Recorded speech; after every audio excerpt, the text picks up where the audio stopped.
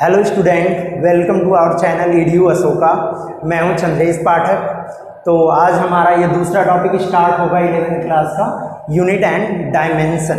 ठीक है, कल हमने अपना पहला टॉपिक किया था फिजिकल वर्ल्ड। जिसने भी नहीं देखा है मैं डिस्क्रिप्शन बॉक्स में उसका लिंक दे दूंगा, पहले जाके आप उसको देख लेना। उससे आपका फिजिक्स का इंटरेस्ट आपका डेवलप हो जाएगा, फिजिक्स में इंटरेस्ट डेवलप हो जाएगा। फिर हम लोग आगे आप पढ़ोगे तो आपको फिजिक्स पढ़ने में और ज़्यादा मज़ा आएगा। ठीक है ना। तो हम आज ये अपना दूसरा चैप्टर स्टार्ट करेंगे, यूनिट एंड डायमेंशन। अब यहाँ से आपका जो भी मैं पढ़ाऊँगा वो सब आपके लिए बहुत ही ज़्यादा इम्पॉर्टेंट होगा और उनका यूज आपको आगे पढ़ने वाला है, और कम्पिटिटिव एग्जाम में भी वो बहुत ज़्यादा पूछे जाते हैं। तो आप लोगों को अब एकदम ध्यान से पढ़ना है, बढ़िया से पढ़ना है। ठीक है, तो कॉपी और पेन निकाल लो और हम लोग स्टार्ट करते हैं।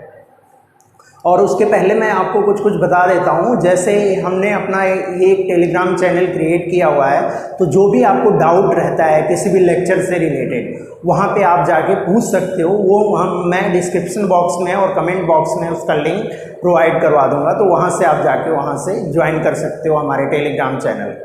ठीक है ना। तो हम लोग स्टार्ट करते हैं आज का टॉपिक। तो टॉपिक का नाम है हमारा यूनिट एंड डायमेंशन। ठीक है, तो इसको समझने के पहले सबसे पहले हमें समझना पड़ेगा फिजिकल क्वांटिटी क्या होती है। फिजिकल क्वांटिटी, फिजिकल क्वांटिटी क्या होती है? फिजिकल क्वांटिटी मीन्स वो क्वांटिटी जिसको हम किसी भी इंस्ट्रूमेंट की हेल्प से मेजर कर सकें, जिनका मेजरमेंट किया जा सके, वैसी क्वांटिटीज को क्या बोलते हैं हम लोग? फिजिकल क्वांटिटीज बोलते हैं।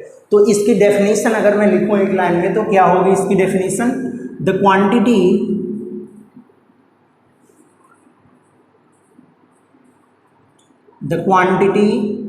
विच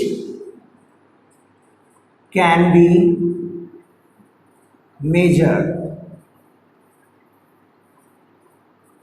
the quantity which can be measured, that is called physical quantity। अगर इसमें आपको एग्जाम्पल देखना है तो एग्जाम्पल इसका क्या क्या हो जाएगा? एग्जाम्पल में हो जाएगा आपका velocity, acceleration,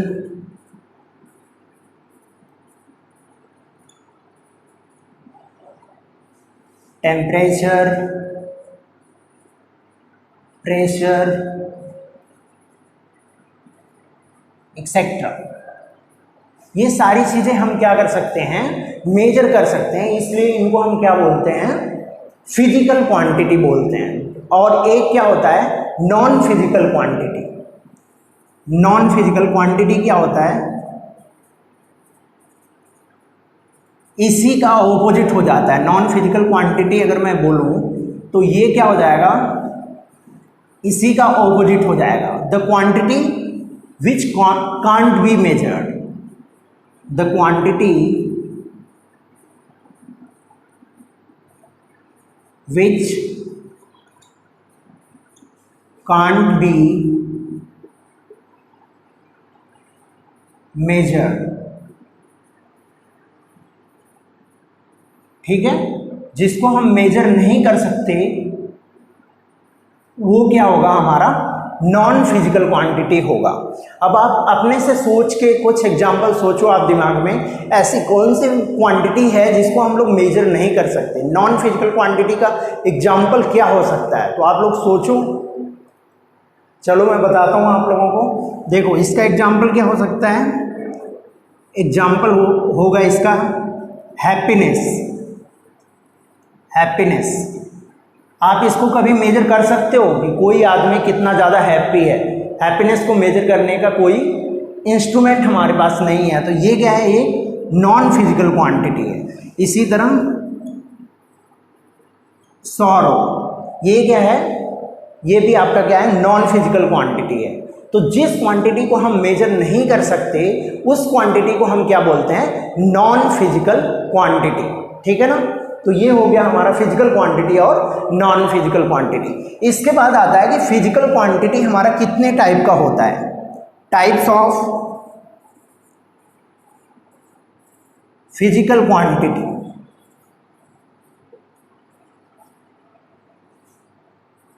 types of physical quantity. Types कितने होते हैं इसके? ये बेसिकली 3 टाइप का होता है। कौन कौन सा होता है?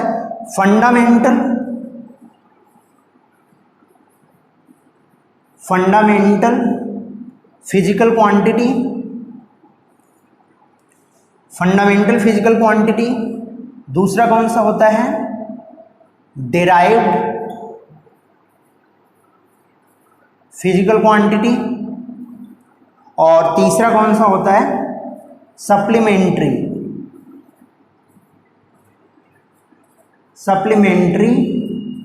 Physical quantity. ठीक है, तो ये 3 टाइप के हमारी फिजिकल क्वांटिटी होती है। तो आप ये कंप्लीट नोट डाउन कर लो, फिर हम लोग आगे बढ़ते हैं।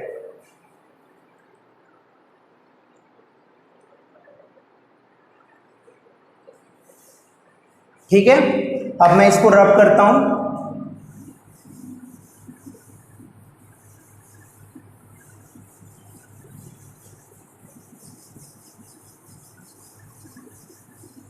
ठीक है, अब इसके बाद आपका आता है मेजरमेंट। मेजरमेंट क्या होता है? हम लोग तीनों टाइप्स अभी देखेंगे, उसके पहले हम लोग ये चीजें देख लेते हैं। मेजरमेंट क्या होता है? Comparison of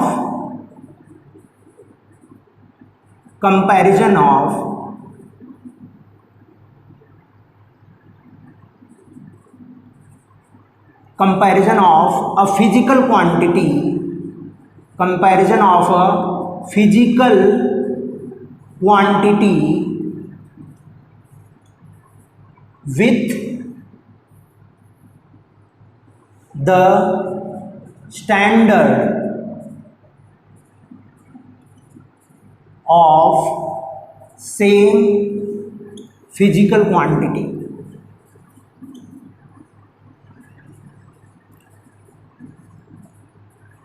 physical quantity.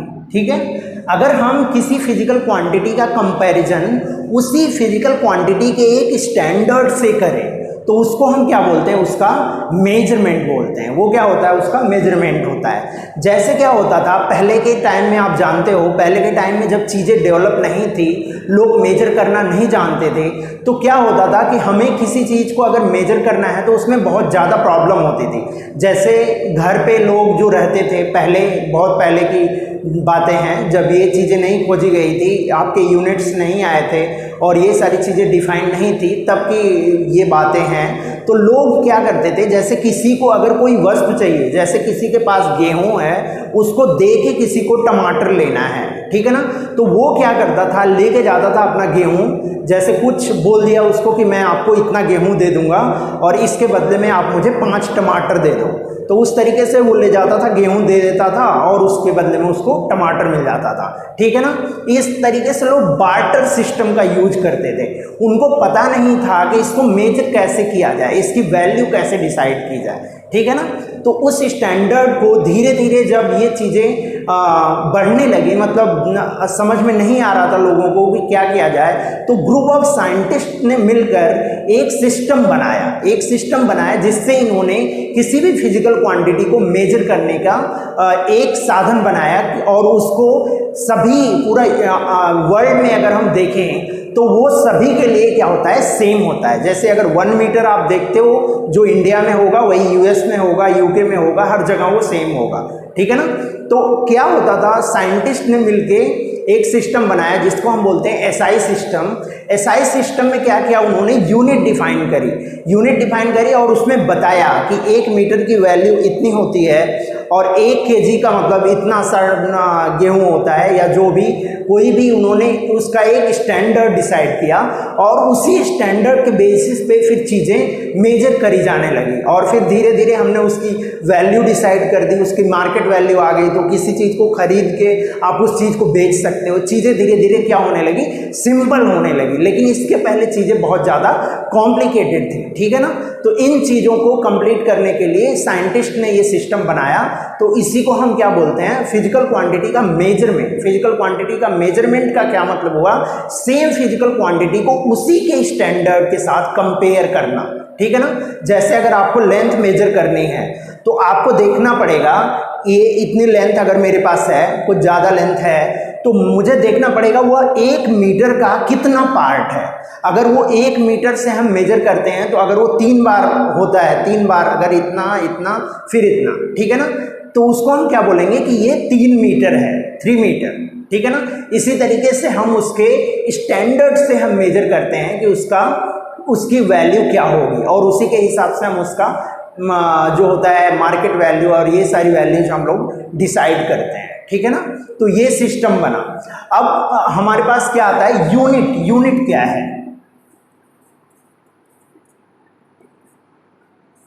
Unit क्या है? Unit is,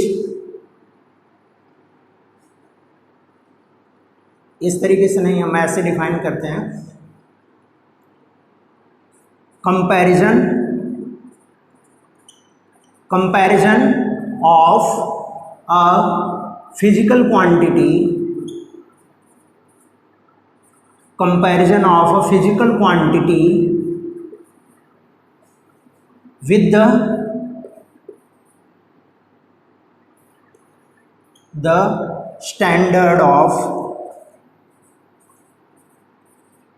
with the standard of same physical quantity.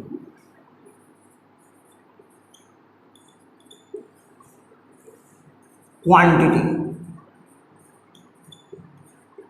is called measurement. Is called measurement, and the standard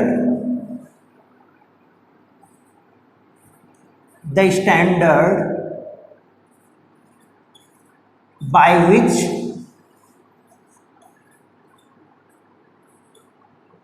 it has been compared is called the unit, ठीक है ना।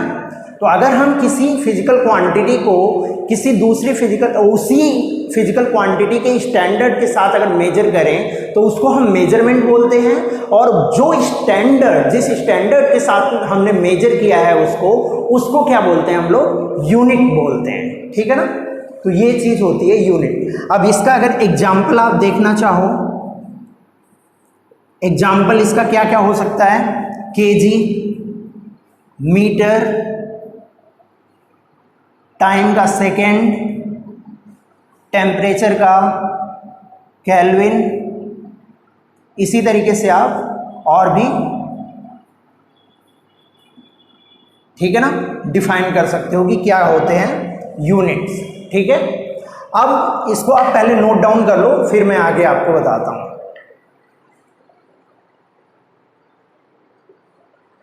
Note down कर लिया होगा आप लोगों ने, तो हम लोग आगे देखते हैं।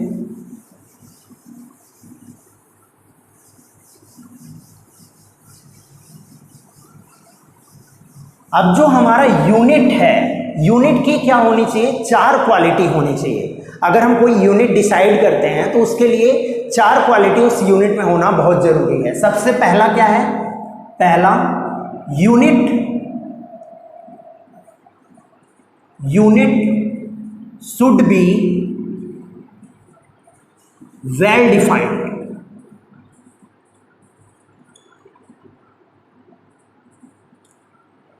दूसरा, unit should be easily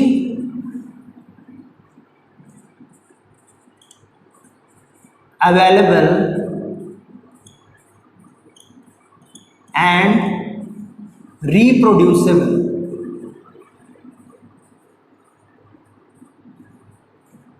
Unit should be easily available and reproducible, और unit should be same for all, invariable आप इसको बोल सकते हो। Unit should be invariable. और नंबर 4 क्या है? Unit should be accepted. By all, ये सभी के द्वारा एक्सेप्ट होनी चाहिए। ठीक है, तो ये हो गया हमारा यूनिट की प्रॉपर्टी। अगर यूनिट ये इन चारों चीजों को अगर फॉलो करता है तभी हम उसको एक यूनिट बोलेंगे, अदरवाइज हम उसको एक यूनिट नहीं बोलेंगे। अब जैसे मैं यहाँ पे आपको डिफाइन कर दूं कि एक स्टेप मेरा एक यूनिट हो गया, तो मैं किसी भी डिस्टेंस को मेजर करने लगूं कि ये मेरा 10 स्टेप है, और उसको मैं किसी और डिस्टेंस को मैं मेजर कर दूं कि ये मेरे स्टेप का 20 पार्ट है, 20 स्टेप है मेरा। ठीक है, तो ये मेरे लिए यूनिट हुआ, ये एक्सेप्ट नहीं हो रहा है, सभी वर्ल्ड में इसको एक्सेप्ट नहीं करेंगे। तो यूनिट क्या होना चाहिए? सबसे पहले तो वेल डिफाइंड होना चाहिए। जैसे आप जाओगे देखोगे एनसीईआरटी में, तो आपको यूनिट्स की डेफिनेशन दी गई रहेंगी, तो वो आप वहाँ से जाके देख सकते हो। उसका यहाँ पे बहुत ज़्यादा यूज़ नहीं है, इसीलिए मैं उसको नहीं बताऊँगा आपको। तो यूनिट शुड भी सबसे पहले क्या होना चाहिए? वेल डिफाइंड होना चाहिए, उसकी एक प्रॉपर डेफिनेशन होनी चाहिए कि वो क्या चीज़ है, मतलब उसको हमें बढ़िया तरीके से डिफाइन करना चाहिए। दूसरा क्या होना चाहिए? ईजिली अवेलेबल होना चाहिए और रिप्रोड्यूसिबल होना चाहिए। इसको बोलने का क्या मतलब हुआ? मान लो हमने डिसाइड कर दिया 1 मीटर इंडिया में, लेकिन वो यूएसए में अवेलेबल है ही नहीं। यूएसए में लोग समझ ही नहीं पा रहे हैं कि 1 मीटर क्या होता है। हमने कुछ मेजर करके बता दिया कि 1 मीटर हमारे यहाँ इतना है, तो यूएसए में, यूके में लोग समझ ही नहीं पा रहे हैं। ठीक है ना? तो इससे क्या होता है कि वो जो होता है इजिली अवेलेबल और रिप्रोड्यूसिबल नहीं रहता है। वो इजिली अवेलेबल होना भी चाहिए और रिप्रोड्यूसिबल होना चाहिए। अगर कभी वो डिस्ट्रॉय हो गया तो उसको हम फिर से रिप्रोड्यूस कर सकें, हमारे पास ऐसा स्टैंडर्ड होना चाहिए। तो ये हो गई इसकी दूसरी क्वालिटी। तीसरी क्या होना चाहिए? ये दिस शुड बी इनवेरिएबल। ठीक है ना? ये क्या होना चाहिए? इनवेरिएबल होना चाहिए, इसको वेरी नहीं करना चाहिए। किसी भी चीज को जो इंडिया में है वही वर्ल्ड में हर जगह पे होनी चाहिए। ठीक है? और चौथा पॉइंट क्या है? It should be accepted by all. ये क्या होना चाहिए? एक्सेप्टेड बाय ऑल, सभी लोग उसको एक्सेप्ट करें और तभी हम उसको एक फिजिकल क्वांटिटी बोलेंगे। तो इसको आप लोग नोट डाउन कर लो, फिर हम लोग आगे देखते हैं। ठीक है ना?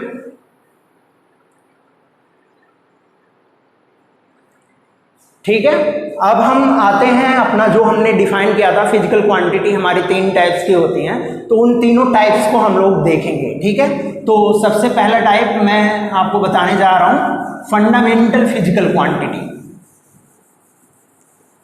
फंडामेंटल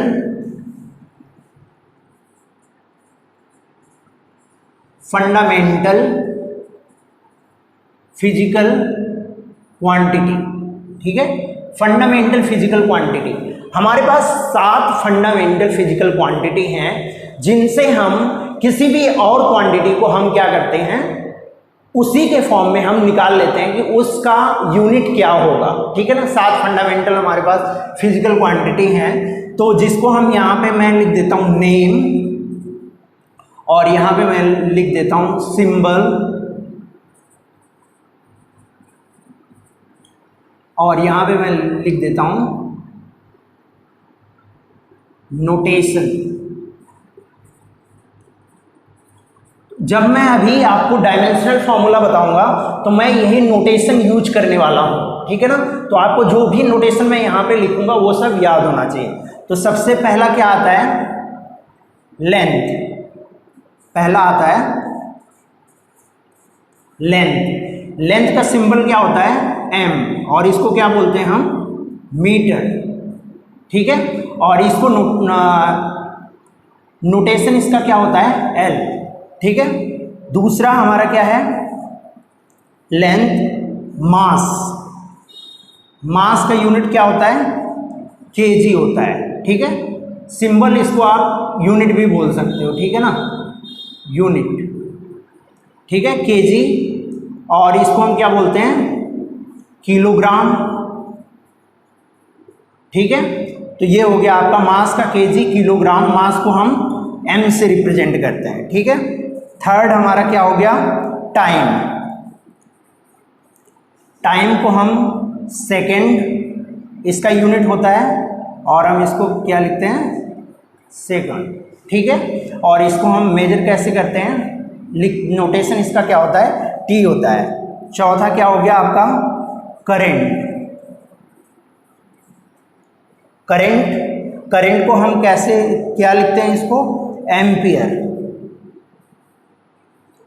एम्पियर इसको हम क्या बोलते हैं, एम्पियर। और इसको मेजर नोटेशन में कैसे लिखते हैं, ए या आई, ठीक है। और पांचवा क्या हो गया हमारा, टेम्परेचर। टेम्परेचर का यूनिट क्या होता है, टेम्परेचर का यूनिट होता है केल्विन, जिसको हम के से डिनोट करते हैं, इसको क्या बोलते हैं, केल्विन, ठीक है। और इसका नोटेशन क्या होता है, इसको हम थीटा से या तो करते हैं और के से भी हम इसको करते हैं, ठीक है। अब उसके बाद सिक्स्थ आता है ल्यूमिनस इंटेंसिटी। ल्यूमिनस इंटेंसिटी इसको हम क्या बोलते हैं, सी डी, इसको सी डी से रिप्रेजेंट करते हैं और इसका क्या होता है, कैंडेला, और नोटेशन इसका क्या होता है, सी डी ही होता है, ठीक है। अब हम इसको सेवेंथ देखते हैं। सेवेंथ हमारा क्या है, सेवेंथ हमारा हो गया amount of substance, amount of substance.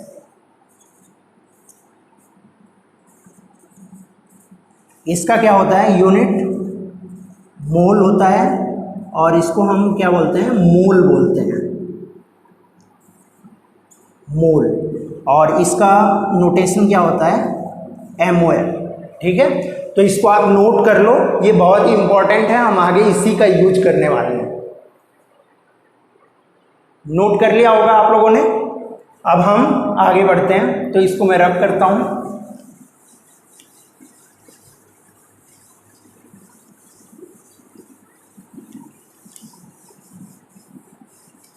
ठीक है, अब हम देखते हैं हमारा सप्लीमेंट्री फिजिकल क्वांटिटी क्या है। सप्लीमेंट्री फिजिकल क्वांटिटी क्या होती है, तो इसमें बेसिकली दो फिजिकल क्वांटिटी आती है। Number one angle, plane angle आप बोल सकते हो इसको, प्लेन एंगल। और दूसरा क्या होता है, सॉलिड एंगल,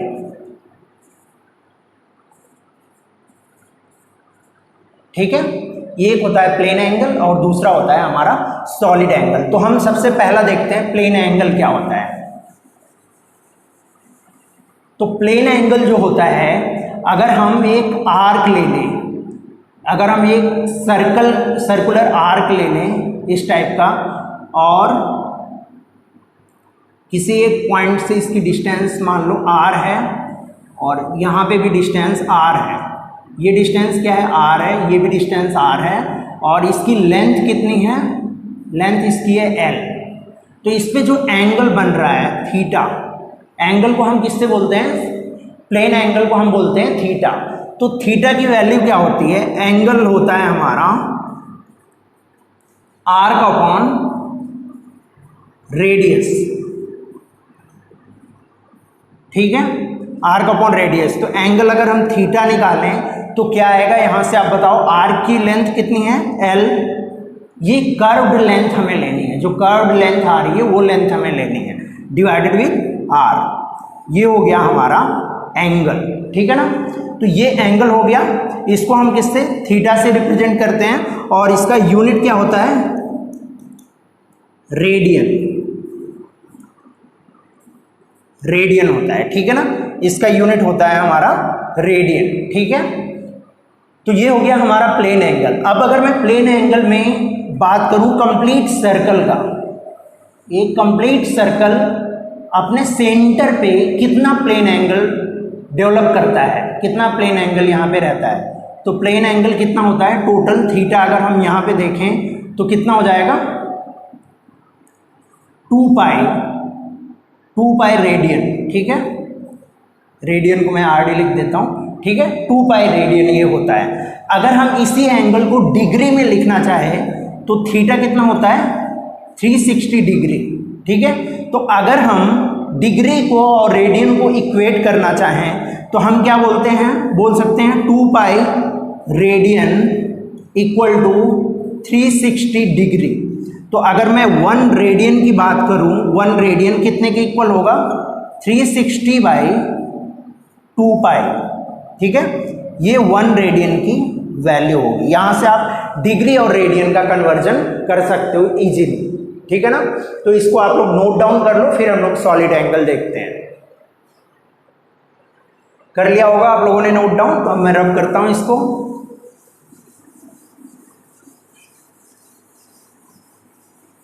थोड़ा मैं जल्दी जल्दी चल रहा हूं क्योंकि ये सिंपल सा चैप्टर है आपका और इसमें बहुत ज़्यादा टाइम देने का कोई ज़्यादा मतलब नहीं बनता है, इसी वजह से मैं थोड़ा जल्दी जल्दी चल रहा हूं, है ना।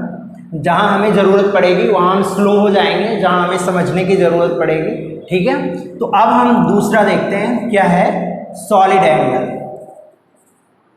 ये आप बढ़िया से समझना क्योंकि कुछ लोग इसको मिसअंडरस्टैंड करते हैं और स्टूडेंट में बहुत ज़्यादा डाउट रहता है कि सॉलिड एंगल होता क्या है। तो सॉलिड एंगल सबसे पहले मैं आपको समझा दूं क्या होता है। आपने एक कोन देखा होगा, कोन कैसा होता है, ऊपर में सर्कुलर होता है और नीचे जैसे आप जाओगे उसका वर्टेक्स क्या होता है, एकदम पॉइंट टाइप का होता है उसका वर्टेक्स, है ना। वो ऊपर में सर्कुलर हो गया और यहाँ पे ये पॉइंट टाइप का होता है। तो जो सर्कुलर है वो अगर हम 3D में देखें, 3D में जो वो एंगल डेवलप करता है उस एंगल को हम क्या बोलते हैं, सॉलिड एंगल। ठीक है ना, 3D में जो वो एंगल आ रहा है, जैसे अगर मैं ये कोन का सर्कल ले लूं और यहां पे मैं इसको ज्वाइन कर दूं, ठीक है, तो अगर मैं इसके सारे पॉइंट्स को मिला दूं,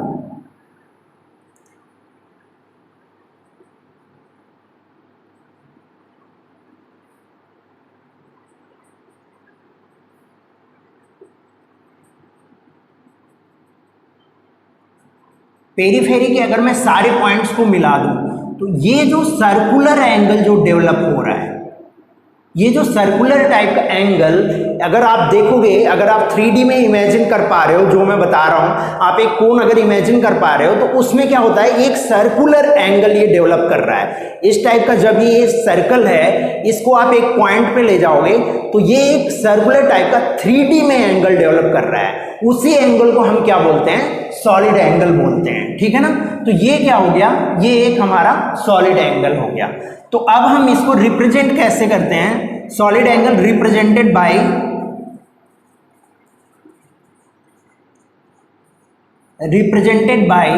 ओमेगा।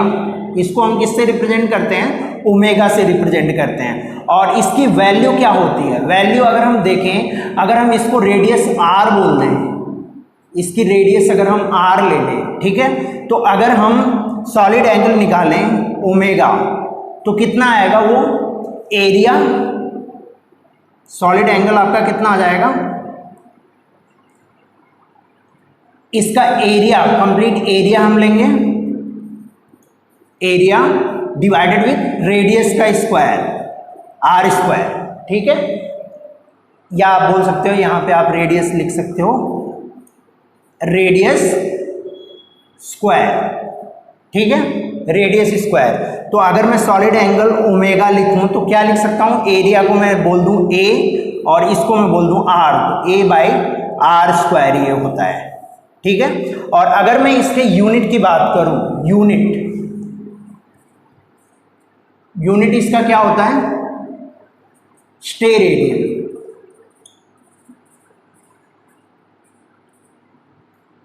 क्या होता है इसका यूनिट, स्टेरेडियन होता है। ठीक है ना, तो अगर हम एक कंप्लीट स्फीयर की बात करें, for a complete sphere, for a complete sphere, complete sphere की अगर हम बात करें तो सॉलिड एंगल सेंटर पे स्फीयर कंप्लीटली कितना डेवलप करता है, 4 पाई। ठीक है ना, कितना सॉलिड एंगल आता है, 4 पाई का सॉलिड एंगल वो डेवलप करता है। ठीक है, इसको आप लोग नोट डाउन कर लो। चलो मैं आपको एक चीज और बता देता हूं। अब सॉलिड एंगल हम कैलकुलेट कैसे करते हैं, सॉलिड एंगल अगर मैंने बता दिया आपको कि जो ये कोन है हमारा, यहाँ पे एक सर्कल है और ये जो यहाँ पे 3D में जो एंगल डेवलप हो रहा है वो हमारा क्या है, सॉलिड एंगल है। लेकिन अगर इसको कैलकुलेट करने की बात की जाए तो एरिया जो हम लेते हैं, एरिया जो हम यहाँ से इस पॉइंट से जो इसका हम एरिया ले रहे हैं, जो एरिया हम मैंने यहाँ पे लिखा हुआ है वो एरिया, इसका ये सर्कुलर एरिया नहीं होता है, वो एरिया सर्कुलर एरिया नहीं होता है। इसको आप लोग बढ़िया से समझ लो, बहुत ज़्यादा लोग इसको मिसअंडरस्टैंड करते हैं, बहुत सारे लोग, तो इसलिए मैं आपको बार बार बता रहा हूँ कि ये जो होता है सर्कुलर एरिया नहीं होता है। ये क्या होता है, अगर मैं एक स्फीयर ले लूँ, एक स्फीयर ले लूँ और इसमें मैं अगर इसको ज्वाइन कर दूँ तो यहाँ से सारे पॉइंट से इसकी डिस्टेंस क्या होगी, r होगी। इस पे मैं जितने भी पॉइंट ले लूँ स्फीयर में, अगर मैं स्फीयर को ले लूँ और इसमें जितने भी पॉइंट ले लूँ, सारे पॉइंट से इसकी डिस्टेंस क्या होगी, r होगी। तो उसी तरीके से जब हम कोण लेते हैं, ये हमारा एक कोण हो गया, तो हम क्या करते हैं, इसका ये वाला 3D में ये वाला एरिया लेते हैं जो हर जगह से जिसकी डिस्टेंस कितनी होती है, r होती है। पूरी डिस्टेंस कितनी होनी चाहिए, r होनी चाहिए। डिस्टेंस हमेशा सेम होनी चाहिए। अगर आप लोग इमेजिन कर पा रहे होंगे, अगर आप स्फीयर को इमेजिन करो तो स्फीयर क्या होता है, थोड़ा सा कर्व होता है और वो 3D में कर्व होता है। स्फीयर जो कर्व होता है वो कैसे होता है, 3D में कर्व होता है वो, ठीक है। तो ये वाला एरिया हमें लेना है, जो ये 3D में कर्व्ड वाला एरिया आ रहा है वो एरिया हमें लेना है सॉलिड एंगल निकालने के लिए। तो इसको आपको ध्यान रखना है कि ये प्लेन एरिया आपको नहीं लेना है, जो ये सर्कुलर एरिया आ रहा था उसको आपको नहीं लेना है जब आप सॉलिड एंगल कैलकुलेट करोगे, ठीक है ना। तो इसको हम लोग और डिटेल में करेंगे जब मैं आपको 12th में गॉस लॉ पढ़ाऊंगा। तो गॉस लॉ में हम सॉलिड एंगल डिटेल में करेंगे, वहाँ की कैसे कैलकुलेट करते हैं, क्योंकि इसकी ज़रूरत हमें वहाँ पे पड़ेगी। तो इसको हम लोग कैलकुलेट करना और सब कुछ करना हम लोग सीखेंगे, ठीक है। तो अभी के लिए आप इतना समझ लो, ठीक है। तो इसको आप लोग नोट डाउन कर लो, फिर मैं आगे बढ़ता हूँ। तो अब हम यहाँ पे देखते हैं derived physical quantity. Derived physical quantity, derived physical quantity क्या होती है, derived physical quantity those physical quantity which can be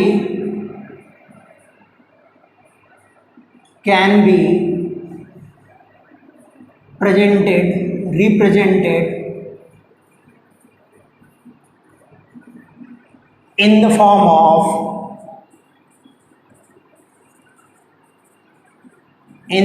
of fundamental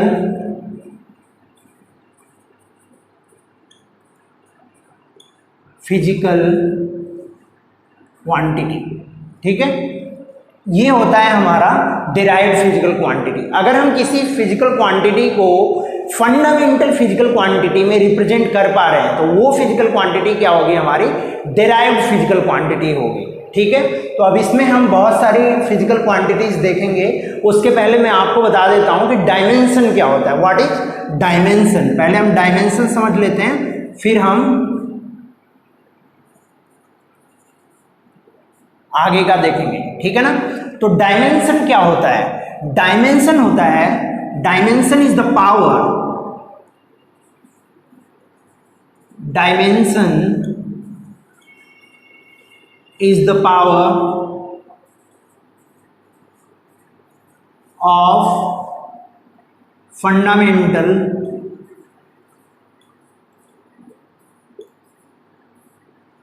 physical quantity, power of the fundamental physical quantity in the notation of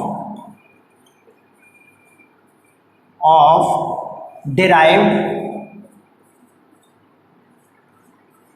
physical quantity, ठीक है। Derived physical quantity के notation में जो power होता है फंडामेंटल फिजिकल क्वांटिटी का, उसको हम क्या बोलते हैं, डायमेंशन बोलते हैं। जैसे यहां पे अगर मैं लिखूं F क्या हो गया हमारा, फोर्स हो गया, ये है फोर्स।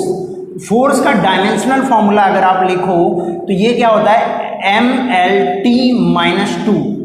तो अगर मैं इसमें डायमेंशन की बात करूं तो यहां पे हम क्या बोलेंगे, dimension of mass in force is 1। ये क्या है, मास का डायमेंशन कितना होगा, इक्वल टू हम कर देते हैं, इक्वल टू 1। उसी तरीके से dimension of length in force कितना होगा, ये भी 1 होगा। और अगर हम बात करें dimension of time in force, ये कितना होगा, -2 होगा। ठीक है ना। तो ये आपको डायमेंशन का यही मतलब होता है कि इनकी पावर क्या है, जो फंडामेंटल फिजिकल क्वांटिटी हैं उनकी पावर क्या है, उसी पावर को हम क्या बोलते हैं, उसका डायमेंशन बोलते हैं। ठीक है। तो इसको आप नोट डाउन कर लो, फिर उसके बाद हम लोग डायमेंशनल फॉर्मूला देखते हैं। कर लिया होगा आप लोगों ने, तो इसको रब करता हूं मैं।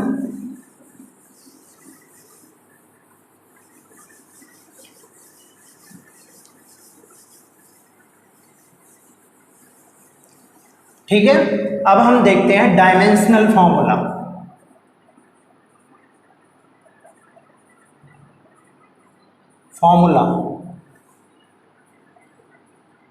डायमेंशनल फॉर्मूला हम लोग देखते हैं। ठीक है। तो सबसे पहले मैं डायमेंशनल फॉर्मूला जब भी आप लिखोगे तो आप बड़े ब्रैकेट में लिखोगे। ठीक है ना।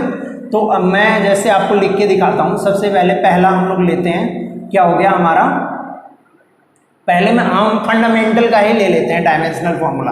तो सबसे पहले हम लेते हैं मास का। मास का क्या होगा डायमेंशनल फॉर्मूला, m। ठीक है। उसी तरीके से दूसरा क्या हो गया, लेंथ का डायमेंशनल फॉर्मूला क्या होगा, l। ठीक है। तीसरा क्या हो गया, टाइम का डायमेंशनल फॉर्मूला क्या होगा, t। चौथा हो गया हमारा करंट का डायमेंशनल फॉर्मूला क्या हो जाएगा, एम्पियर, A। ठीक है। पांचवा क्या हो गया हमारा, टेम्परेचर का डायमेंशनल फॉर्मूला क्या हो जाएगा, थीटा। ठीक है। उसी तरीके से सिक्स्थ क्या हो गया हमारा, ल्यूमिनस इंटेंसिटी,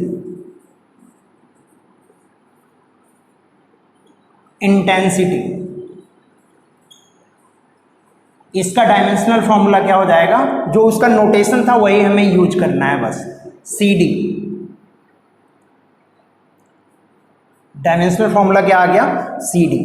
और सातवां अमाउंट ऑफ सब्सटेंस,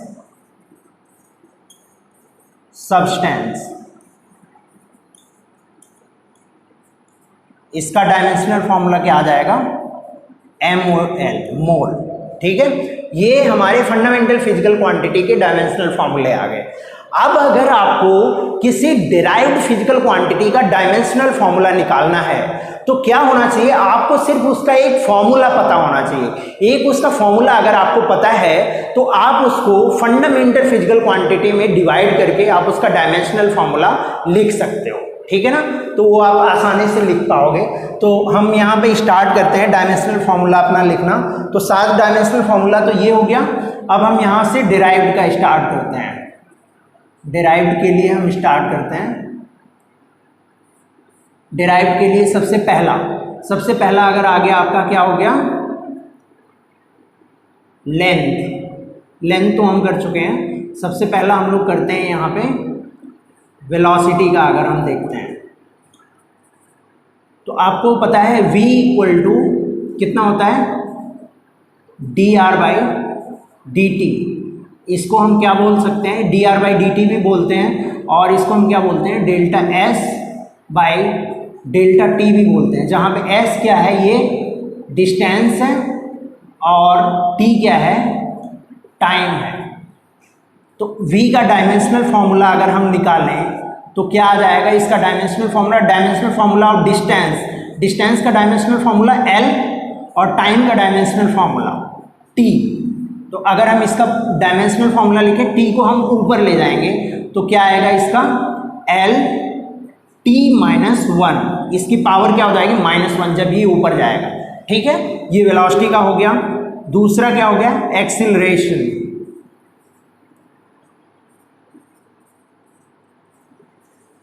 एक्सीलरेशन का डायमेंशनल फार्मूला क्या होगा, तो ये क्या होता है delta we by delta T, change in velocity by change in time. तो क्या होगा, अगर एक्सीलरेशन का हम देखें, एक्सीलरेशन का डायमेंशनल फार्मूला, तो वेलोसिटी का डायमेंशनल फार्मूला कितना है एल टी माइनस वन, और टाइम का डायमेंशनल फार्मूला क्या हो जाएगा आपका टी।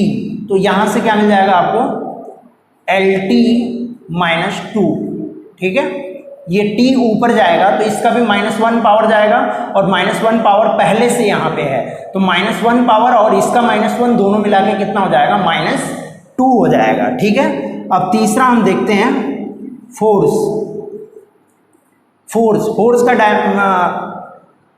फोर्स को अगर हम देखें तो फोर्स का फॉर्मूला क्या होता है, फोर्स का अगर हम फॉर्मूला देखें F equal to mass into acceleration, यही होता है इसका फॉर्मूला। तो अगर हम यहाँ पे देखें इसका डायमेंशनल फार्मूला ऑफ फोर्स अगर हम देखना है हमें, तो क्या मिल जाएगा हमें, मास का डायमेंशनल फार्मूला m और एक्सीलरेशन का जो हमने निकाला है एल टी माइनस टू। ठीक है, तो कितना मिल जाएगा हमें, इसको हम कंबाइन कर दें तो कितना मिल जाएगा M L T minus two. ये हो जाएगा हमारा फोर्स का डायमेंशनल फार्मूला। तो इतना आप नोट कर लो, फिर मैं आगे बताता हूँ आपको। कर लिया होगा आप लोगों ने, तो अब हम लोग आगे देखते हैं।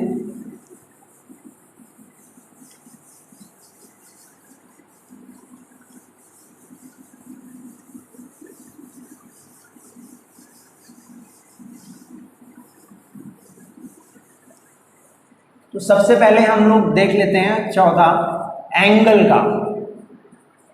का डायमेंशनल फार्मूला। एंगल थीटा क्या होता है, arc upon radius, arc upon radius. Arc क्या हो गया, ये भी डेल्टा एल आप बोल सकते हो। आर्क क्या है आपका, डिस्टेंस है। आर्क जो है लेंथ है ना, इसको हम डिस्टेंस नहीं बोलते हैं, इसको हम लेंथ बोलते हैं। ठीक है ना, लेंथ बोल देते हैं। और रेडियस भी क्या है आपकी, लेंथ है। ठीक है, तो लेंथ बाय लेंथ दोनों क्या हो जाएगा, कैंसिल हो जाएगा। तो अगर हम थीटा का डायमेंशनल फार्मूला लिखते हैं तो आर्क का डायमेंशनल फार्मूला क्या होगा, एल डिवाइडेड विद रेडियस का डायमेंशनल फार्मूला होगा एल। तो अगर हम इसका डायमेंशनल फार्मूला लिखें तो ये क्या मिल जाएगा, एल पावर 0। तो यहाँ पे m पावर 0, l पावर 0 और t पावर 0। तो इसका मतलब क्या है, angle is dimensionless, angle is dimensionless, angle is dimensionless. ठीक है ना। उसी तरीके से अगर हम पांचवा देखते हैं अपना सॉलिड एंगल का, देखें सॉलिड एंगल ओमेगा। ओमेगा का क्या होता है, delta A divided with R square. ये क्या है आपका एरिया। एरिया का dimensional formula length into length होगा, है ना। एरिया क्या होता है, लेंथ इंटू लेंथ ही तो होता है। ठीक है, तो आपको क्या करना है, यहाँ पे इसका डायमेंशनल फॉर्मूला अगर निकालना है तो क्या आ जाएगा, एल स्क्वायर, और ये क्या आ जाएगा आर स्क्वायर का, इसका भी आपका आ जाएगा एल स्क्वायर। तो इसका भी डायमेंशनल फॉर्मूला क्या आएगा, एल पावर 0, क्योंकि ये एल स्क्वायर को कैंसिल आउट कर देगा तो एल पावर 0 आएगा। ठीक है, अब हम आगे देखते हैं 6, वर्क और एनर्जी दोनों का सेम होता है, वर्क और एनर्जी। इनका डायमेंशनल फॉर्मूला अगर हम देखें तो क्या होगा, W equal to force into ds, distance इसको आप लिख लो डेल्टा s। अभी आप लोग ds नहीं जानते हो, डेल्टा s लिख लो, मतलब एक स्मॉल से डिस्टेंस। ठीक है, तो W का अगर हम लोग डायमेंशनल फॉर्मूला लिखें W का, तो फोर्स का डायमेंशनल फॉर्मूला आपको याद है तो बढ़िया है, अगर नहीं याद है तो फोर्स को आप फर्दर डिवाइड कर दो। तो मैं इसको दूसरी तरीके से आपको समझाता हूँ। फोर्स को आप फर्दर डिवाइड कर दो तो मास into acceleration into delta S.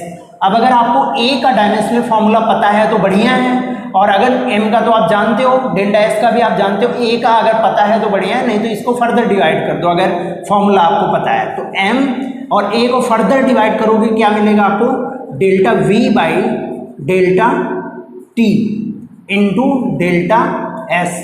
अब m का पता है, t का पता है, s का पता है, v क्या है, वेलोसिटी है। अगर आपको वेलोसिटी का डायमेंशनल फॉर्मूला याद है तब तो बढ़िया है, और अगर आपको वेलोसिटी का भी डायमेंशनल फॉर्मूला नहीं याद है तो वेलोसिटी के फॉर्मूले से आप इसको फर्दर डिवाइड कर दो तो क्या हो जाएगा, m वेलोसिटी का फॉर्मूला क्या होगा, delta l by delta t divided with delta t into delta s।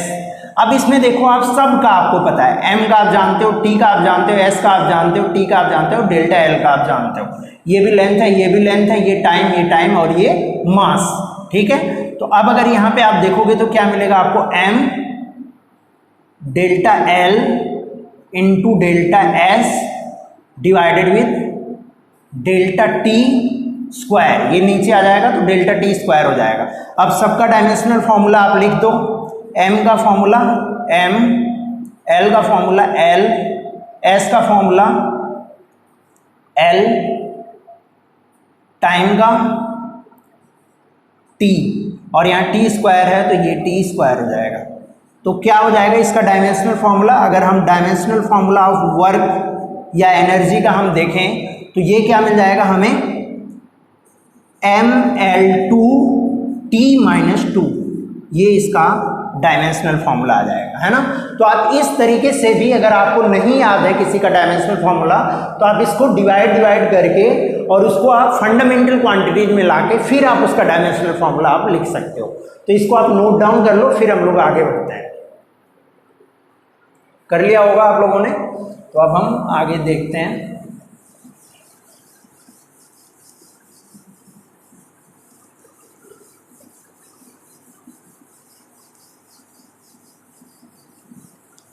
Sixth हो गया था, अब हम लोग सेवेंथ देखते हैं। सेवेंथ, एनर्जी के बाद क्या आता है आपका, पावर। पावर का डायमेंशनल फॉर्मूला, पावर होता है work per unit time, work by time होता है, ठीक है।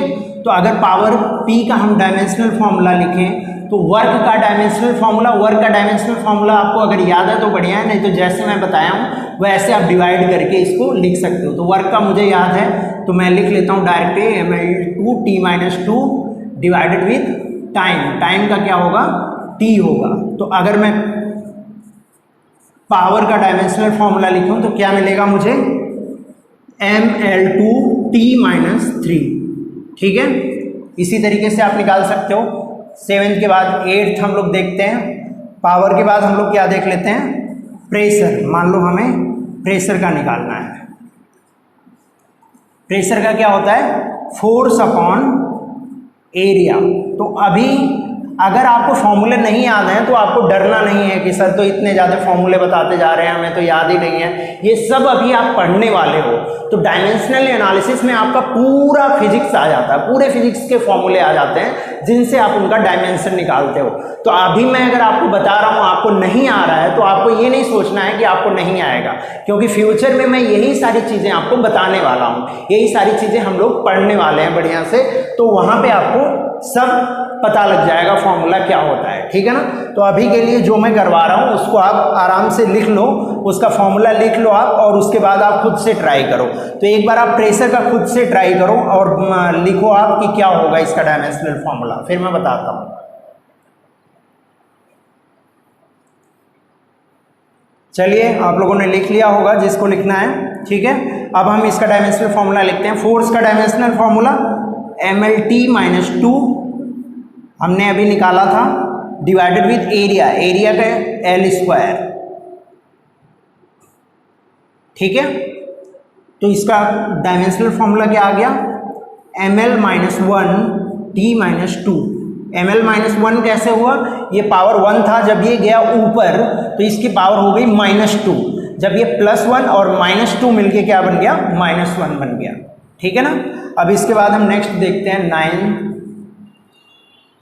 प्रेशर के बाद हम लोग देख लेते हैं, मान लो अब आपका ग्रेविटेशन में हम लोग चलते हैं। ग्रेविटेशन में ग्रेविटेशनल कांस्टेंट का अगर हमें निकालना है, ग्रेविटेशनल कांस्टेंट, ठीक है। अब हम लोग थोड़ा इंपॉर्टेंट करेंगे। तो क्या होता है फॉर्मूला, मैंने आपको बताया था पहली क्लास में, F = G(m1m2) बाई r²। ये फॉर्मूला होता है जहाँ G क्या होता है, ग्रेविटेशनल कांस्टेंट होता है। तो अगर हमें G का निकालना है तो क्या मिल जाएगा हमें, Fr² डिवाइडेड विद m1m2, ये मिल जाएगा। अब हम G का डायमेंशनल फॉर्मूला लिखते हैं। G का डायमेंशनल फॉर्मूला क्या आ जाएगा, आप बताओ। F का डायमेंशनल फॉर्मूला ml(t-2), ठीक है, और r² का कितना हो जाएगा, L2, ठीक है, divided with m1 × m2। m1 × m2 का कितना मिल जाएगा आपको, m × m, ठीक है।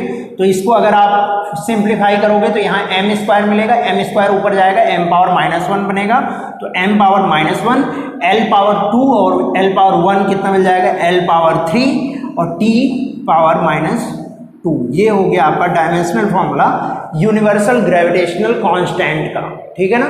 इसको हम बोलते हैं यूनिवर्सल ग्रेविटेशनल कांस्टेंट, ठीक है। तो ये आप नोट डाउन कर लो, ठीक है। फर्दर हम चलते हैं रोटेशन में। रोटेशन में देखते हैं कुछ डायमेंशनल फॉर्मूला। 10 रोटेशन में सबसे पहले हम देखते हैं moment of inertia. Moment of inertia, ये सब आप पढ़ोगे, इसमें आपको कोई भी चिंता करने की ज़रूरत नहीं है कि हमें नहीं आ रहा है, ये सब आप पढ़ने वाले हो, सारी चीज़ें आपको पता लग जाएंगी। तो मोमेंट ऑफ इनर्शिया को हम I से डिनोट करते हैं और ये होता क्या है, mr², ठीक है। इसका ये फॉर्मूला होता है, m मास है, r जो है लेंथ है उसकी, या आप रेडियस बोल सकते हो, ठीक है। तो I का अगर डायमेंशनल फॉर्मूला हम लिखें तो क्या मिल जाएगा हमें, m × l², r² का l² मिलेगा। I का डायमेंशनल फॉर्मूला कितना आ गया, ml2, ठीक है। ये आपका डायमेंशनल फॉर्मूला, इसको आप नोट डाउन कर लो, फिर हम लोग आगे बढ़ते हैं। कर लिया होगा आप लोगों ने, तो अब हम आगे बढ़ते हैं इसके।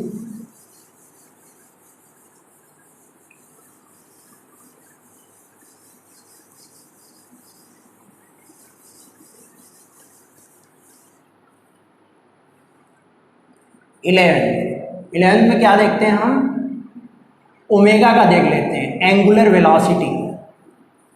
एंगुलर वेलोसिटी, एंगुलर वेलोसिटी का हम देखते हैं। एंगुलर वेलोसिटी क्या होती है, ओमेगा। ओमेगा क्या होती है, d⁻∆t, delta theta by delta T. Delta theta क्या है, एंगल है, और ये क्या है, टाइम है। तो एंगल का डायमेंशनल फॉर्मूला कुछ नहीं होता है, ये आप जानते हो। तो क्या मिल जाएगा यहाँ पे, इसका डायमेंशनल फॉर्मूला, एंगल का कुछ होता ही नहीं है, तो इसको आप 1 लिख सकते हो, और टी का क्या हो जाएगा, टी। तो इसका डायमेंशनल फॉर्मूला कितना आ जाएगा, t-1, ठीक है। एंगुलर वेलोसिटी का ये आ गया। 12th हम देख लेते हैं, angular acceleration. Angular acceleration, angular acceleration. Angular acceleration क्या होता है, इसको हम अल्फा से डिनोट करते हैं, और इसकी वैल्यू क्या होती है, इसकी वैल्यू होती है delta omega by delta T.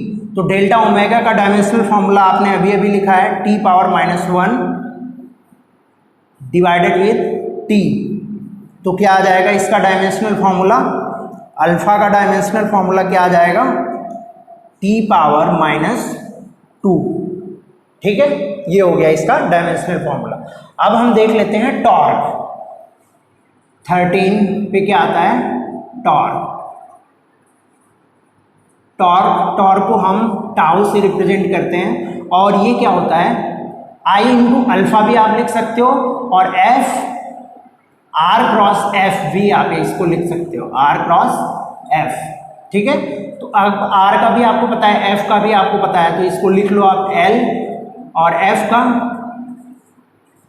ML_T-2, कितना आ गया इसका ML2T-2, ये डायमेंशनल फॉर्मूला आ गया आपका टॉर्क का, ठीक है।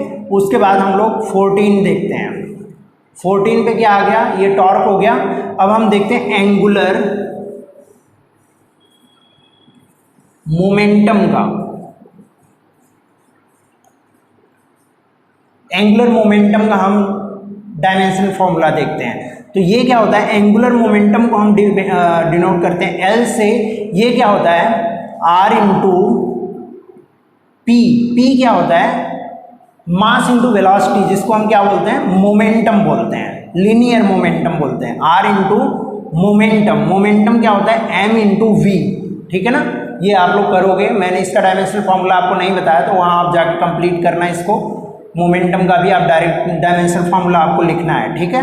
तो आर का, एल का अगर हमें डायमेंशनल फार्मूला निकालना हुआ तो क्या मिल जाएगा हमें, आर का डायमेंशनल फार्मूला एल, और एम का एम, और वी का LT-1, तो कितना हो गया बताओ आप, ML2T-1, ठीक है।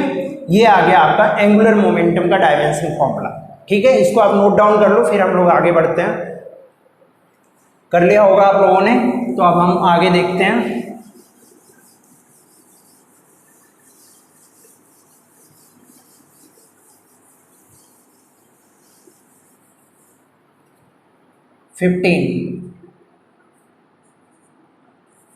फिफ्टीन में क्या है, अब हम लोग चलते हैं SHM में। SHM में क्या होता है, फ्रीक्वेंसी हमें निकालनी पड़ती है। फ्रीक्वेंसी का डायमेंशनल फॉर्मूला क्या होता है, फ्रीक्वेंसी को हम F से डिनोट करते हैं, और ये होता है 1/टाइम पीरियड। टाइम पीरियड को हम बोलते हैं कैपिटल T, ठीक है। तो अगर मैं F का डायमेंशनल फॉर्मूला लिखूं यहाँ पे फ्रीक्वेंसी का, तो कितना हो जाएगा, 1/T, टाइम पीरियड टाइम होता है, तो ये T हो जाएगा। तो फ्रीक्वेंसी का डायमेंशनल फॉर्मूला क्या हो जाएगा, T-1, ठीक है, T-1 हो जाएगा। अब 15 के बाद 16, अब हम लोग देखते हैं, थोड़ा हीट में चलते हैं, है ना। तो H = MS∆T।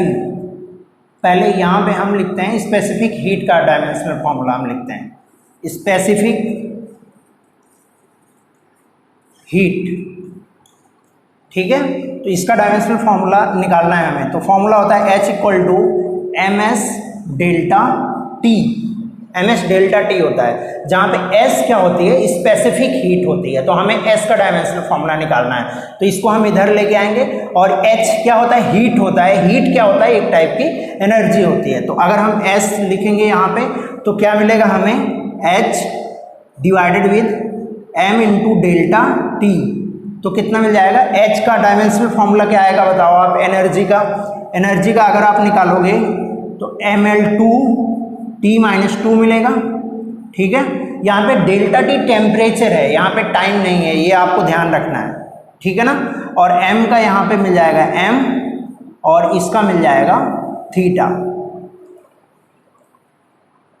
ठीक है।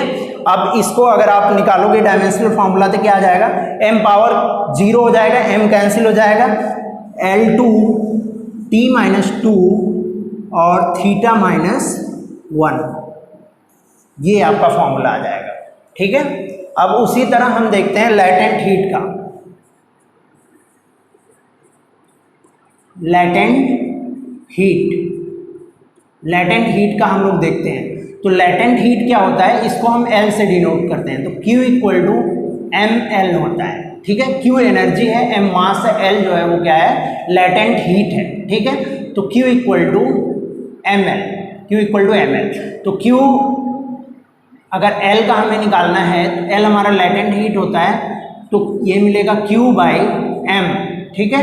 तो अब हमें L का निकालना है, तो Q हमारा क्या हो गया, एनर्जी हो गया। तो ML2 टी माइनस टू, और L की वैल्यू कितनी, ये M की वैल्यू क्या आएगी, कैपिटल M। तो क्या आ गया हमारा dimensional formula, L2 T minus two. ठीक है, ये हो गया। ठीक है ना। अब हम थोड़ा मूव करते हैं गैसेस स्टेट की तरफ। ठीक है, 18 और भी फॉर्मूले हैं जिनका आपको खुद से भी निकालना पड़ेगा। ठीक है ना, तो वो आप लोग निकालोगे उसका फॉर्मूला देख के। ठीक है, तो यहाँ पे हम लोग देखते हैं आर का डायमेंशनल फॉर्मूला। आर का डायमेंशनल, सबसे पहले हम लोग बेसिक देख लेते हैं। सबसे पहले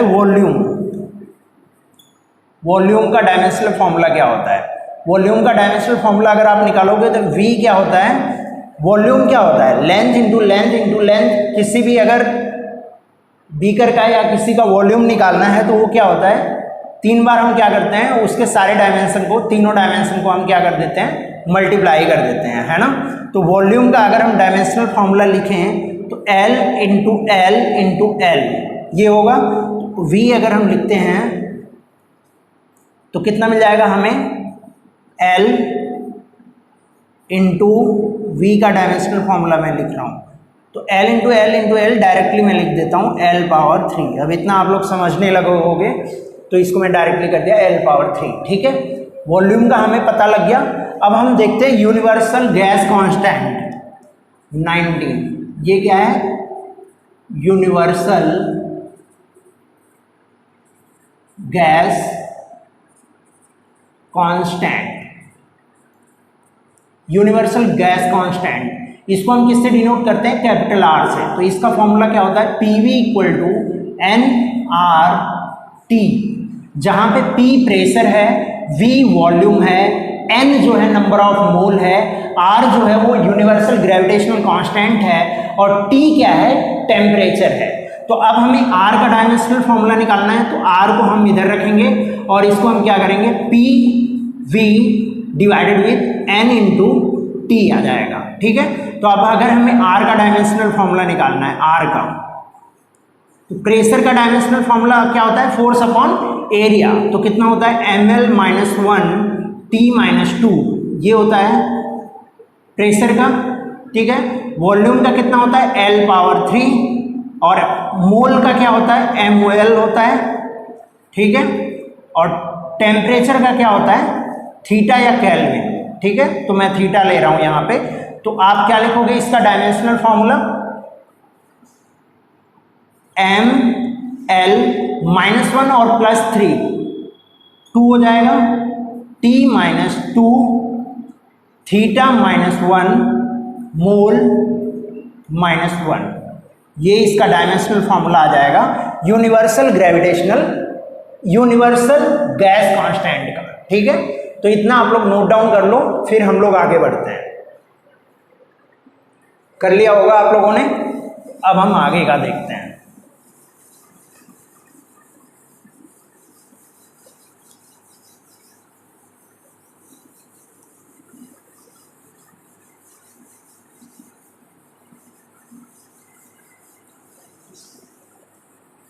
अब हम थोड़ा इलास्टिसिटी में चलते हैं। ठीक है, तो यहां हम देखते हैं स्ट्रेस का क्या होता है, स्ट्रेस का डायमेंशनल फॉर्मूला क्या होता है। तो स्ट्रेस क्या होता है हमारा, फोर्स अपॉन एरिया, ये भी होता है, तो ये सेम एज प्रेशर होता है। ठीक है, तो स्ट्रेस क्या होता है, स्ट्रेस को अगर हम देखें तो स्ट्रेस हो गया हमारा force upon area. Force upon area क्या मिल जाएगा हमें, mlt minus 2 divided with L square. ठीक है, तो क्या मिल जाएगा, ml माइनस 1 T माइनस 2। ठीक है, ये L स्क्वायर ऊपर जाएगा तो L पावर माइनस 2 बनेगा, और प्लस 1 यहाँ पे है, तो माइनस 2 और प्लस 1 मिलके माइनस 1 बना देंगे। ठीक है, ये स्ट्रेस का हो गया। अब 21 हम देखते हैं, स्ट्रेन। स्ट्रेन क्या होता है, स्ट्रेन हमारा होता है change in length divided with original length.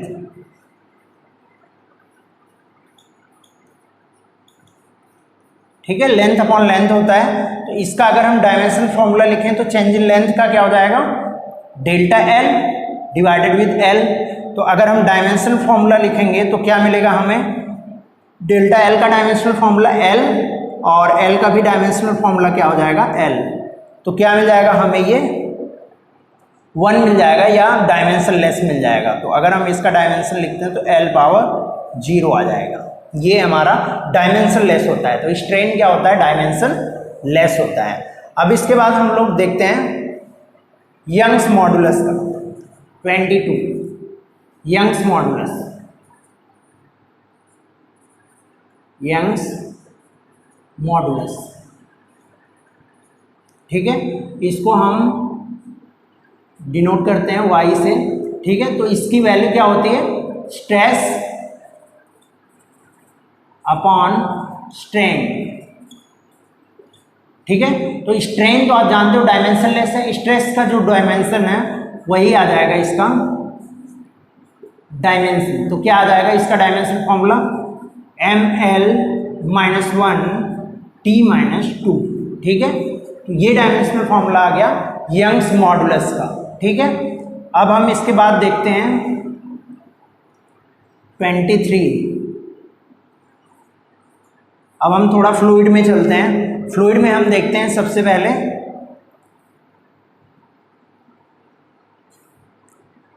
Surface tension का, ठीक है, सरफेस टेंशन। सरफेस टेंशन क्या होता है, इसको हम T से डिनोट करते हैं। तो क्या होता है सरफेस टेंशन का formula F equal to T into L, ठीक है। तो T हमारा क्या है, सरफेस टेंशन है, इसको हम S से भी डिनोट करते हैं, यहाँ मैं T से दिखा रहा हूँ, ठीक है। तो T क्या होगा, F डिवाइडेड विद L। तो क्या हो जाएगा यहाँ पे, अगर T का डायमेंशनल फॉर्मूला लिखना है, डायमेंशनल फॉर्मूला कितना मिल जाएगा आपको, F मिल जाएगा ml t-2, ये हो गया आपका फोर्स का, डिवाइडेड विद लेंथ का L। तो क्या मिल जाएगा आपको, mt-2, ये आ गया आपका सरफेस टेंशन का। तो इतना आप नोट डाउन कर लो, फिर हम लोग आगे बढ़ते हैं।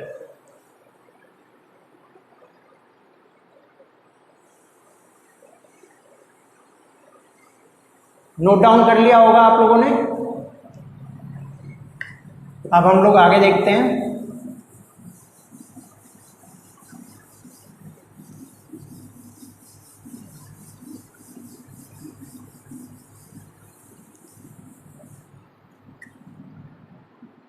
कितना हो गया था हमारा,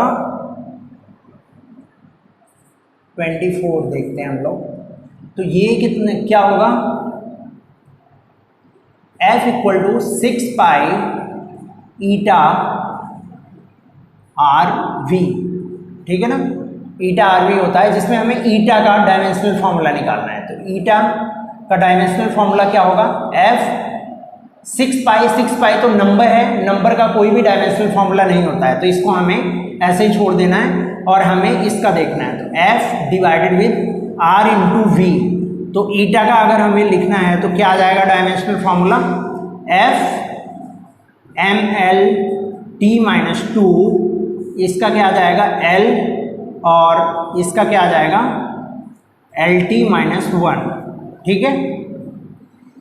तो अगर हम ईटा का लिखें डायमेंशनल फॉर्मूला तो क्या आ जाएगा हमारा ml, यहाँ पे L और L स्क्वायर होगा, L स्क्वायर ऊपर जाएगा, L पावर -2 होगा और +1 पहले से है। तो यहाँ पे क्या मिल जाएगा ml-1 t-1, क्योंकि ये t जब ऊपर जाएगा तो प्लस होगा, -2 और +1 मिला के क्या हो जाएगा -1।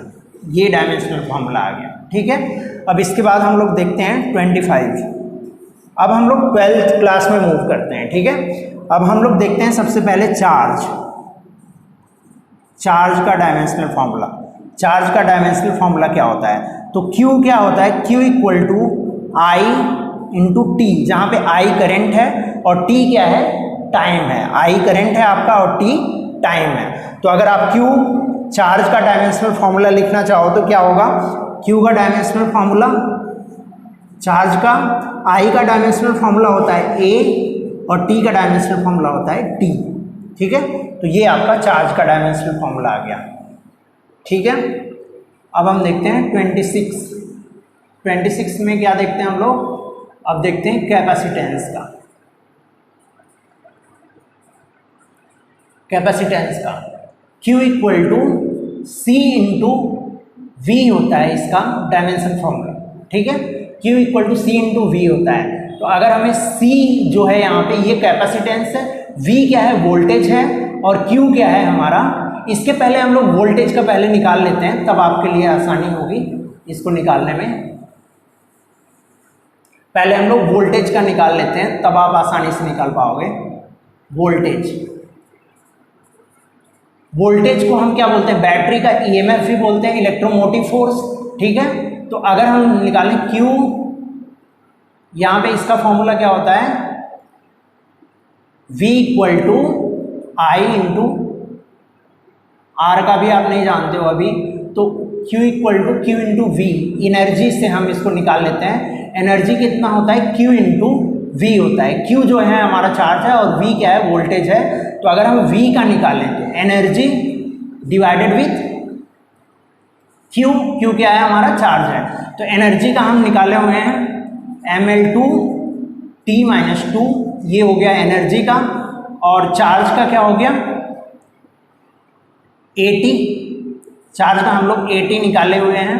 ठीक है, ये कितना मिल जाएगा बताओ आप, mL2T-3A-1। ठीक है, आ गया समझ। अब हम निकालते हैं 27 में हम निकालते हैं रेजिस्टेंस का। सबसे पहले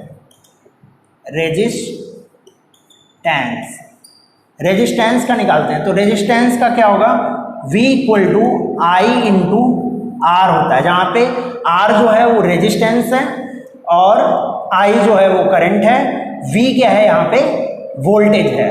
तो अगर हमें R का निकालना है तो R equal to V upon I हो जाएगा। V का डायमेंशनल फॉर्मूला हमें पता है कितना है, mL2T-3A-1। ठीक है,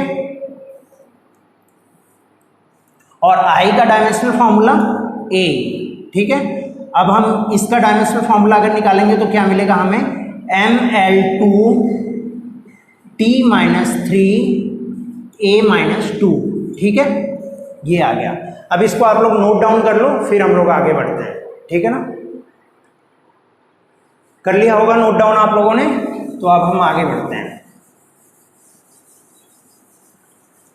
28 हम लोग देखते हैं।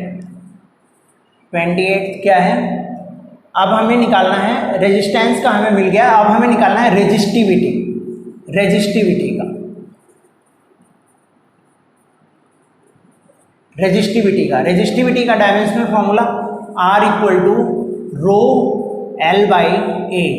रो L बाई ए होता है, जहाँ पे रो क्या है ये रेजिस्टिविटी है, L हमारा लेंथ है और A क्या है एरिया है। तो अगर हम रेजिस्टिविटी इसका फॉर्मूला निकालना चाहें तो हमारा क्या हो जाएगा, R into A by L. अब हम सबका डायमेंशनल फॉर्मूला लिख देते हैं। R का हम यहाँ से लिख देते हैं, R का क्या हो जाएगा, mL2T-3A-2, और A का कितना हो जाएगा L square divided with L। L का कितना हो जाएगा L। ठीक है, अब हम यहाँ से देखें तो कितना आएगा बताओ आप, mL यहाँ पे 2 है, यहाँ पे 1 जाएगा तो -1 होगा, तो यहाँ पे +1 हो जाएगा, +1 इसमें जुड़ेगा तो ये कितना बन जाएगा 3, और T-3A-2। ठीक है, इसका ये डायमेंशनल फॉर्मूला हो जाएगा किसका, रो। ठीक है ना, रेजिस्टिविटी का डायमेंशनल फॉर्मूला ये हो जाएगा। अब हम निकाल लेते हैं कैपेसिटेंस का। 29 कैपेसिटेंस।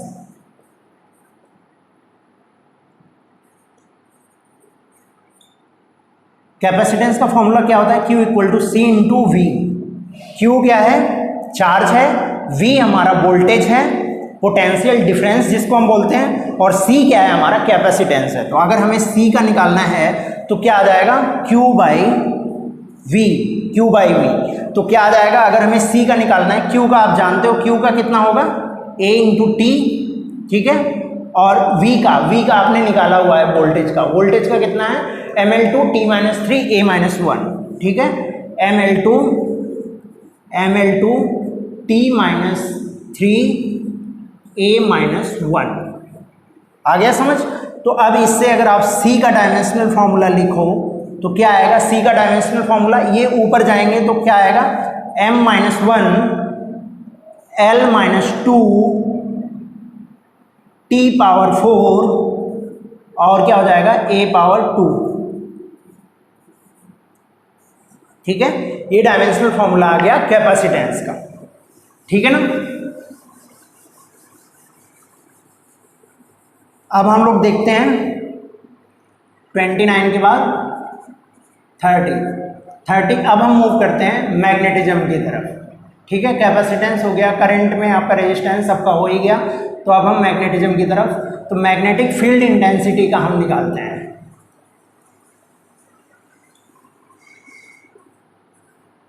इंटेंसिटी,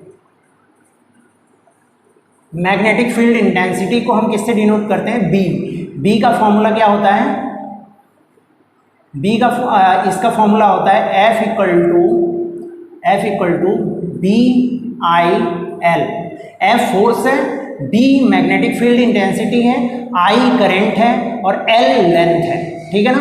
तो इससे हम निकालेंगे कि B का क्या आएगा। तो अगर हमें B का निकालना है तो क्या मिल जाएगा हमें, F divided with I into L.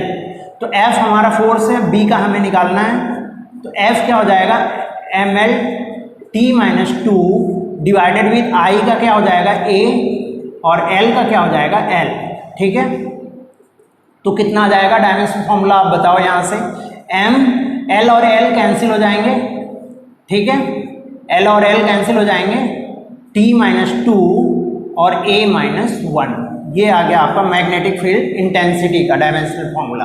अब उसके बाद हम लोग लिखते हैं 31 में क्या निकालना है, permeability of free space, permeability of free space, ठीक है। Permeability of free space formula होता है B equal to mu naught by 4 pi I delta S cross R divided with R cube, ये फॉर्मूला होता है। जहां पे म्यू नॉट होता है permeability of free space, B होता है मैग्नेटिक फील्ड इंटेंसिटी, I होता है करंट, डेल्टा S जो होता है वो स्मॉल डिस्टेंस होता है, R जो होता है वो डिस्टेंस होता है और आर क्यू भी क्या होता है आपका डिस्टेंस होता है। तो इससे हम निकालेंगे म्यू नॉट का। तो अगर यहाँ से हम निकालें तो 4 पाई का तो कुछ भी नहीं आएगा क्योंकि ये नंबर है, तो इसका डायमेंशनल फॉर्मूला कुछ भी नहीं होगा। तो म्यू नॉट का अगर हम देखें तो क्या मिलेगा हमें बताओ, बी आर स्क्वायर, यहाँ आर से आर क्यूब कैंसिल होगा और 2 आ जाएगा यहाँ पे, ठीक है। तो आर स्क्वायर मिलेगा बी इंटू आर स्क्वायर, ठीक है, B R square divided with I into D S, ठीक है। तो अब अगर हमें म्यू नॉट का डायमेंशनल फॉर्मूला निकालना है, परमेबिलिटी ऑफ फ्री स्पेस का निकालना है, तो बी का डायमेंशनल फॉर्मूला हमने निकाला हुआ है, कितना है, M T minus 2 A minus 1 T minus 2 A minus 1 divided with I का हो जाएगा ए और ds का कितना हो जाएगा l। तो कितना आ गया ये आपका,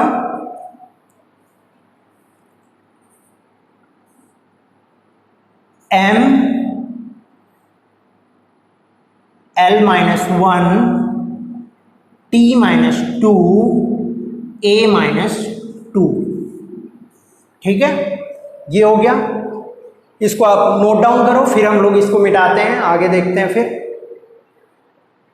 चलो हो गया होगा आपका।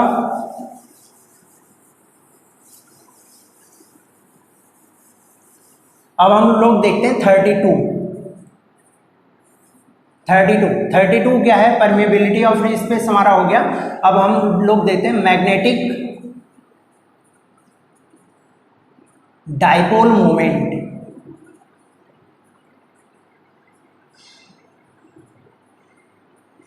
ठीक है। मैग्नेटिक डाइपोल मोमेंट को कैपिटल एम से डिनोट करते हैं। ये क्या होता है, आई इंटू ए, जहाँ पे आई क्या है, करंट है, और ए क्या है, एरिया है। तो अगर मैं एम का निकालूं तो क्या आ जाएगा बताओ आप, आई का ए, और ए जो है हमारा एरिया, उसका आ जाएगा एल स्क्वायर। तो कितना मिलेगा, एम का अगर हम निकालें तो क्या मिल जाएगा हमें, एल स्क्वायर इंटू ए। ठीक है। अब हम देखते हैं मैग्नेटिक पोल स्ट्रेंथ। 33 पे हम देखते हैं मैग्नेटिक पोल स्ट्रेंथ। ठीक है। मैग्नेटिक पोल स्ट्रेंथ यहाँ पे फॉर्मूला होता है m equal to M into 2l, ये फॉर्मूला होता है। जहाँ पे स्मॉल m क्या है, मैग्नेटिक पोल स्ट्रेंथ है, कैपिटल M क्या है, मैग्नेटिक डाइपोल मोमेंट है, और L क्या है, लेंथ है। ठीक है। तो अगर हम m का निकालते हैं तो क्या मिल जाएगा हमें, m डिवाइडेड विद l। ठीक है। तो m डिवाइडेड विद l, तो अगर हम m का निकालें मैग्नेटिक पोल स्ट्रेंथ का, तो कैपिटल M का क्या मिला है हमें, L2 into A divided with L. ठीक है। तो क्या मिलेगा, एल इंटू ए मिल जाएगा यहाँ पे आप। ठीक है। ये मैग्नेटिक पोल स्ट्रेंथ हो गया। अब इसके आगे हम लोग देखते हैं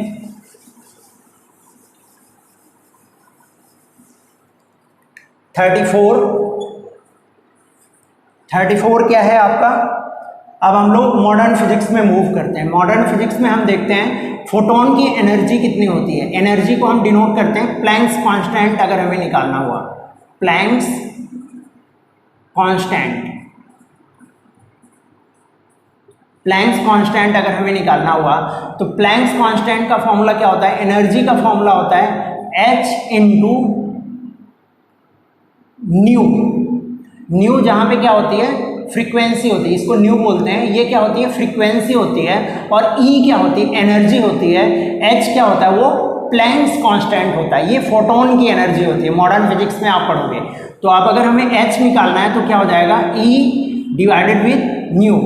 तो अगर हमें एच का निकालना है तो क्या आ जाएगा, एनर्जी। एनर्जी का कितना आता है, एम एल 2t-2 ये आता है। और फ्रीक्वेंसी का कितना आता है, t-1। तो कितना मिल जाएगा आपको, ml 2t-1। ठीक है। तो आज के लिए हम लोग इतना ही रहने देते हैं। इसको आप लोग नोट डाउन कर लो पहले। चलो, तो आज के लिए बस इतना ही रहने देते हैं। बाकी हम लोग नेक्स्ट क्लास में देखते हैं। अगर वीडियो आपको अच्छा लगा तो आप लाइक, शेयर और सब्सक्राइब करो, और अगर नहीं अच्छा लग रहा है वीडियो तो आप डिसलाइक करो, और कमेंट बॉक्स में आप ज़रूर बताओ हमें कि हमें क्या इम्प्रूवमेंट करने की ज़रूरत है, क्या इम्प्रूवमेंट मुझे करना चाहिए, ताकि आप लोग वीडियो आप लोगों को देखने लायक बने। ठीक है ना। तो जैसा आप लोग बताओगे इम्प्रूव करने के लिए, उसी तरीके से मैं इम्प्रूव करके अपना वीडियो बनाऊँगा, ताकि आप लोगों को ही देखना है तो आप लोगों को ही बताना पड़ेगा कि किस टाइप का वीडियो आप चाहते हो, ड्यूरेशन क्या रखना चाहते हो वीडियो का, एक वीडियो कितने ड्यूरेशन का आप लोग चाहते हो। और